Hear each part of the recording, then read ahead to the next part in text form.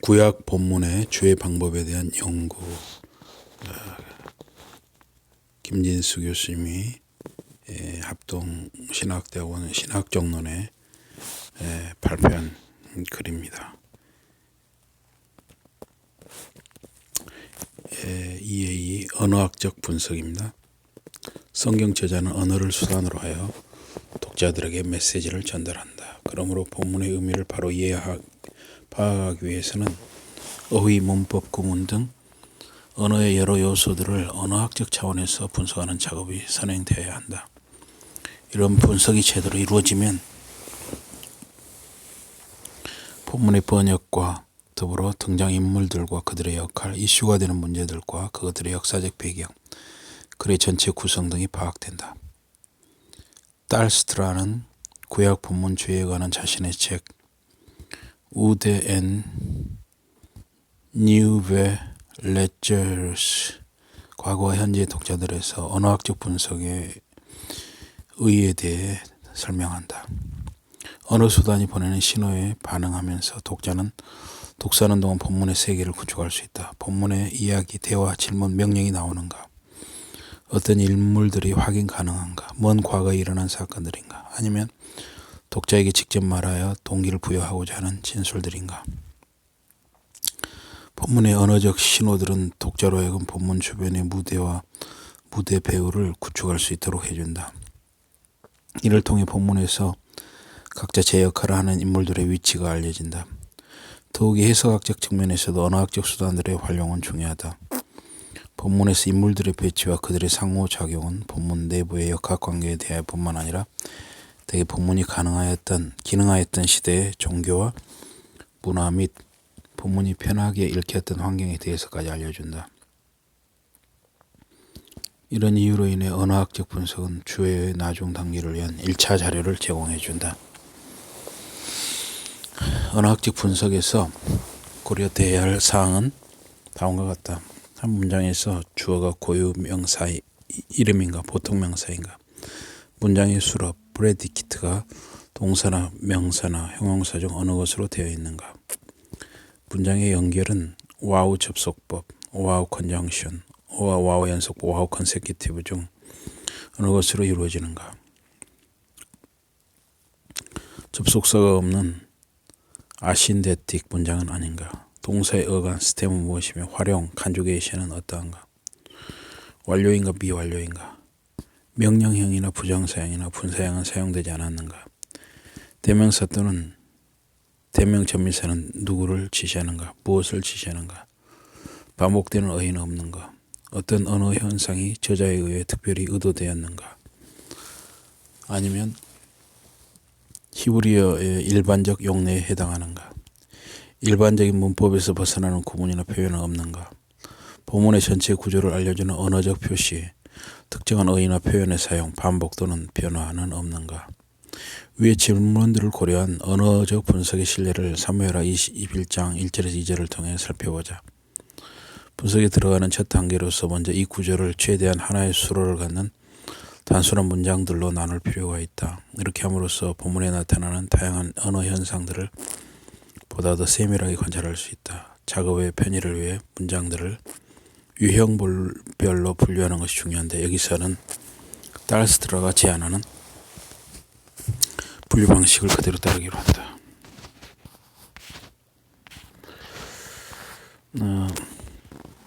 바여히, 라합, 비메이, 다비드, 샬롯이, 샤님, 샤나, 아하레이, 샤나흐, 바 여바케시, 다비드, 에트 폰에 아도나이, 바요멜 아도나이, 엘 샤울, 보엘, 베이트 하타밈, 알 아셔르, 헤밋, 에트 하 기브오님. 1절 분석. 본문은 내러티브 양식의 특징인 YX 문장들의 연속으로 시작한다. 시작하는 문장에서는 주어, 기근, 라합이 시간을 알리는 세 가지 표현들과 함께 나타난다. 두 번째, Y, X 문장에는 첫째 행위에 등장했던 이름 다윗이 반복된다. 이어서 다른 행위자 야훼, 아도나이가 두 차례 소개되는데, 처음에는 다윗이 구하는 행위의 대상으로서이고 다음으로는 셋째 YX 문장의 주어로서이다. 인용 문구인 바이오멜 아도나이는 직접 화법에 따라올 것을 표시한다. 문장의 지배 구조에서 PP와 XQTL은 셋째 YX에 종속된다. 야훼의 말씀에서 샤울이란 또 다른 인물이 언급된다. XQTL에서 그의 이름은 드러나게 거명되지 않지만 카탈 동사 헤밋의 어형 모폴로지컬 폼에서 식별 가능하다.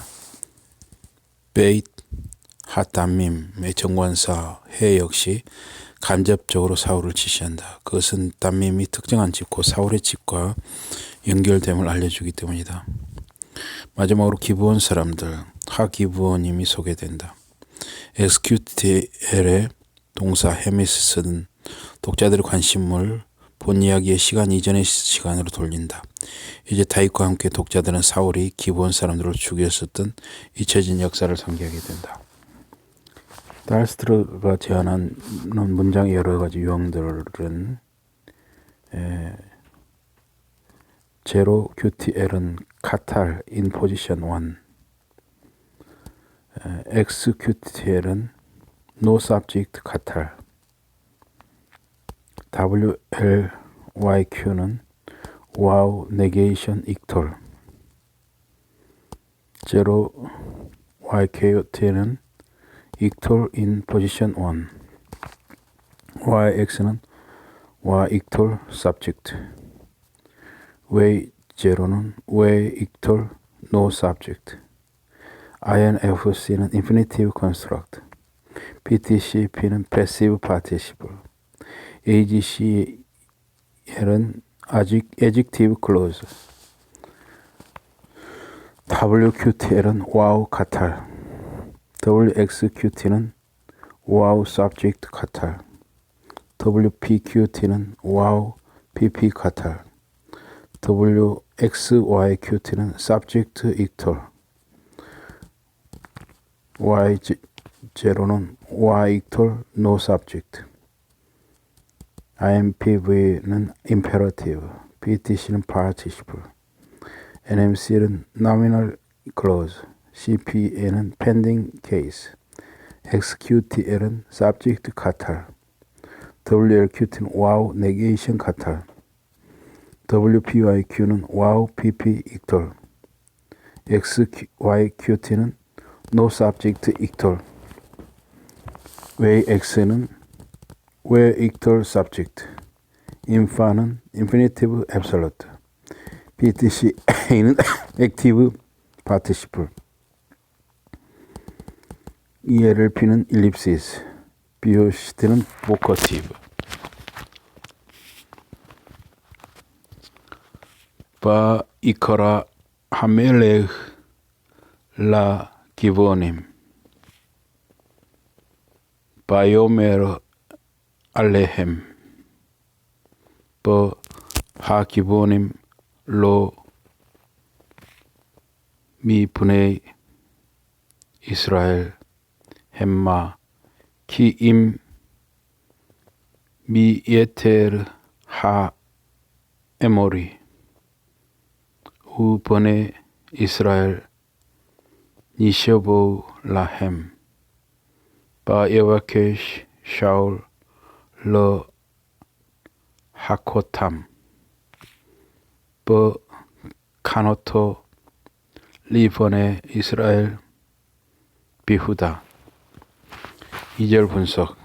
첫 YX 문장에서 개인 이름 다윗 대신 왕 하멜렉란 칭호가 주어로 사용되고 있다. 기브온 사람들이 7차례에 언급되는데 2차례는 그들 고유의 이름 기브온이므로, 3번은 대명사 어미 햄으로, 한 번은 인칭 대명사 햄마로, 또 한 번 가나안 사람들을 총칭하는 이름인 아모리인 하에모리로 언급된다. 다윗의 행위가 두 개의 와익톨 동사 바이커라와 바요메르로 묘사되는 것으로 보았어. 독자들은 곧바로 다윗과 기부한 사람들 간의 대화가 뒤따라 나오기를 기대하게 된다. 그러나 기대와는 달리 기부한 사람들에 대하여 그리고 그들과 이스라엘의 관계에 대하여 설명하는 배경 정보가 문득 제시된다.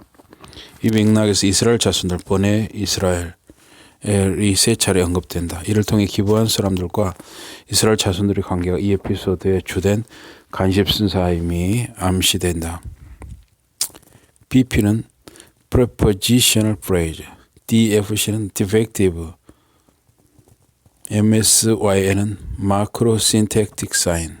이 도표는 달스트라이책, 우데 앤 뉴베 레제러스 316쪽과 빌자하기 논문 Blood Killed, Atonement and Mercy, An Exegetical and Theological Study of 2 Samuel 21, 1-14, 104 페이지를 참고. 사오행의 카탈과 와익톨은 다시금 독자들을 본 이야기의 시간적 흐름에서 앞선 시간으로 데려간다. 오행 와X 문장에서 주어지는 사울이다. BP 문장의 주어 또한 동일한 인물임이 부정사 연계형의 인칭 대명사 의미를 통해 표시된다. 끝으로 1절에서 다윗의 경건을 묘사하는 데 사용된 단어 박혜희 씨가 사울의 범죄행위를 묘사하는 말로서 반복되는 것이 주목할 만하다. 지금까지 간략하게 소개한 분석 방식을 사무엘하 21장 1절에 14절 전체에 적용하면 이 본문에 등장하는 인물들, 다윗, 사울, 기브온 사람들, 이스라엘 자손들, 사울의 남자 후손들, 리스바 등과 사건들, 기근, 기브온 사람에 대한 사울의 박해, 사울의 후손들의 처형, 리스바의 경야, 사울 집안 사람들의 매장, 하나님과의 관계 회복 등 명칭 또는 칭호상의 변화, 아도나이가 엘로힘으로, 다비드가 멜헤으로, 멜헤에서 다비드로, 어휘의 반복, 니셔버우, 시부앗, 바케시, 라카흐, 헤키야, 아찌못, 부연설명 2절, 7절 하, 12절 하 등이 알려진다. 더 나아가 전체 본문의 구성도 파악된다. 도입 1절, 다윗과 기브온 사람들 사이의 대회 2절에서 6절, 처형 7에서 9절, 리스바의 경야 10절, 사울 집안 사람들의 매장 11절에서 14절, 결말 14절. 무엇보다도 언어학적 분석은 분석자에게 해석 작업을 위한 번역을 결과물로 안겨준다. 이 단락을 마무리하기 전에 사무엘하 21장 1절 14절의 해석을 위해 중요한 언어학적 요소 두 가지를 더 설명할 필요가 있겠다. 하나는 구문론 신텍스와 관련되며 다른 하나는 어휘론 렉시콜로지와 관련된다. 전자와 관련하여 살펴볼 것은 5절의 문장들이다. 이곳에는 기브온 사람들이 다윗 앞에서 자신들에게 가해진 사울의 만행을 폭로하는 말이 소개된다. 바요머르 엘 하멜레 하이쉬 아쉐르 킬라노 바아쉐르 딤마라노 니셔마르누 메 히트야첵 버콜 거불 이스라엘. 위에서부터 둘째에서 여섯째까지 사울의 만행에 대한 기브온 사람들의 폭로가 나온다. 기브온 사람들은 사울이란 이름 대신에 그 사람 하이시란 표현을 사용함으로써 말문을 연다. 여기서 아쉐르로 시작되는 두 개의 엑스큐티브 문장, 관계대명사 절이 그 사람을 부연 설명한다. 우리를 끝장내었고 우리를 적대시하였던 그 사람, 사울에 대해 3인칭 그 사람으로 말하는 기브온 사람들과 본 사울에 대한 그들의 거리감과 적대감을 잘 나타낸다. 그런데 이어지는 문장들, 제로 QTL과 PP, 그 사람에 관한 것이 아니다. 그 사람에 대한 말은 6절에 가서야 나타난다. 따라서 제로 QTL과 PP는 말의 흐름을 파괴하고 들어온 파격 구문이다. 아나콜로손. 이 파격 구문의 내용은 다음과 같다. 우리가 멸절돼 이스라엘 온 땅에서 살 수 없게 되었습니다. 절규와 같은 이 말에서 기브온 사람들이 사울로 인하여 겪은 고통과 환란의 크기를 알 수 있다. 이처럼 언어학적 분석을 통해서만 관찰 가능한 기브온 사람들의 이 형편은 본문의 해석을 위해 사울의 후손들을 처형하려 하는 그들의 요구가 정당한 일을 판단해야 하는 독자들에게 대단히 중요하다. 의론, 렉시콜로지와 관계된 문제는 기브온 사람들이 당한 손해와 불이익을 속죄하기 위해 선택된 처형 방식을 가리키는 단어 헤키아이다. 동사 야카의 히필령인 이 단어는 본문에서 모두 2차례 나타난다. 그 밖에 이 단어는 민수기 25장 4절에서 한 차례나 사용될 뿐이다.